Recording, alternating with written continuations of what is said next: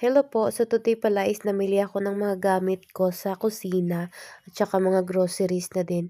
Kasi natapos na yung kusina na pinagawa ko. Dahil ayaw ko nang niluluto ng mother-in-law ko kasi nga siya nagluluto araw-araw dito eh. So sinabi ko sa asawa ko na gawan niya na lang ako ng kitchen doon sa baba kasi may isang kitchen doon na hindi nagagamit. Kasi sobrang pihikan ko sa pagkain. Pag sa tingin ko na ayaw ko yung pagkain, umiinit agad yung ulo ko at parang ewan ko. Naiiyak ako sa sobrang galit na pag nakita ko yung pagkain na hindi ko gusto. Ewan ko, pero ngayon lang naman nabuntis ako. So, ayan yung nabili kong gamit. So, pag uwi ko, yun, nakakandong na naman yung baby ko sa lula niya. Awang-awa na ako sa lola niya kasi palagi siya nagpapakandong sa lola niya pero ayaw niya sa akin hanggang sa makatulog siya. Kasi gusto ng asawa ko na papuntahin yung nagbabantay sa kanya dito. Kaso sabi ko wag na. So, yun yung little kitchen na pinagawa ko sa baba. Pinalagyan ko lang siya ng mga accessories para may paglagyan ako sa mga ingredients.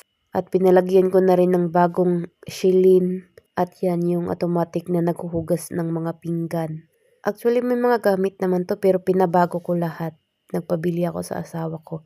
Yan, bago din yan nilagay ko.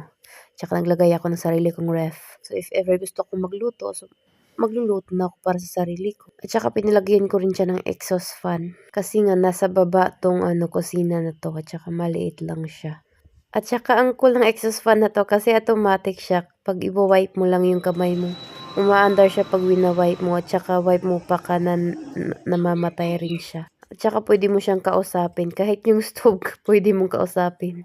At saka syempre, yung pinakauna kong niluto is yung favorite ko, mais. So makapagluluto na ako dito kung anong mang gusto kong lutuin, kainin. So while yung asawa ko naglilinis siya sa kwarto namin. Actually, kwarto to ng anak namin eh. Dito lang kami natutulog kasi hindi pa siya pwede iiwan na mag-isa kasi umiiyak siya pag gabi. Tsaka tatay niya talaga naglilinis sa kwarto namin araw-araw. At kahit ni isang beses hindi niya pa akong inutusan maglinis sa kwarto namin o kahit sa CR.